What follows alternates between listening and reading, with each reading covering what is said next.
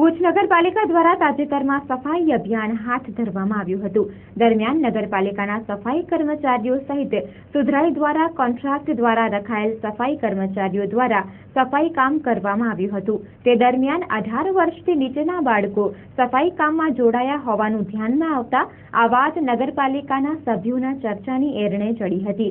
દરમિયાન સુધરાઈ પ્રમુખ શ્રી અશોકભાઈ હાથીને આ વાત ધ્યાને આવતા કોન્ટ્રાક્ટ પર મુકાયેલ સફાઈ કર્મીઓ દ્વારા બાળકોને કામે લગાવ્યા હોવાનું માલુમ પડતા સુધરાઈ પ્રમુખ દ્વારા કોન્ટ્રાક્ટરને નોટિસ અપાઈ હતી તથા ભવિષ્યમાં કોઈપણ સફાઈ કામકાજ કે નગરપાલિકા દ્વારા આપવામાં આવતા કામોમાં 18 વર્ષથી નીચેના બાળકોને કામ ન સોંપવાની સ્પષ્ટ સૂચના આપવામાં આવી છે। આજે સવારે ભુજ નગરપાલિકામાં અશોકભાઈ હાથીએ આ બાબતની માહિતી આપતા જણાવ્યું હતું કે પત્રકારો દ્વારા મળેલ માહિતીને અનુલક્ષીને કોન્ટ્રાક્ટરને લેખિતમાં નોટિસ આપવામાં આવી છે। આ અંગે તેઓએ ચંચળ ન્યૂઝ સાથે વાત કરી હતી।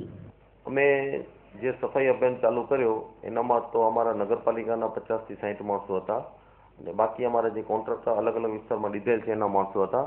હવે આનામાં સફાઈ અભિયાનમાં બાળમજૂર કોઈ સાથેથી મારા ધ્યાન બહારની વાત હતી। આપ મીડિયા દ્વારા મને થોડું જાણવા મળ્યું તો મેં એ કોન્ટ્રાક્ટરને સૂચના આપી દીધી મોબાઈલ દ્વારા અને લેખિત આપી દીધું કે ભાઈ આજ પછી કોન્ટ્રાક્ટર કામમાં બાળમજૂર કોઈને બધી જોઈએ તો 18 વર્ષની ઉંમરથી ઉપર જ જોશે। બાળમજૂર હશે તમારો કોન્ટ્રાક્ટર કેન્સલ કરવામાં આવશે।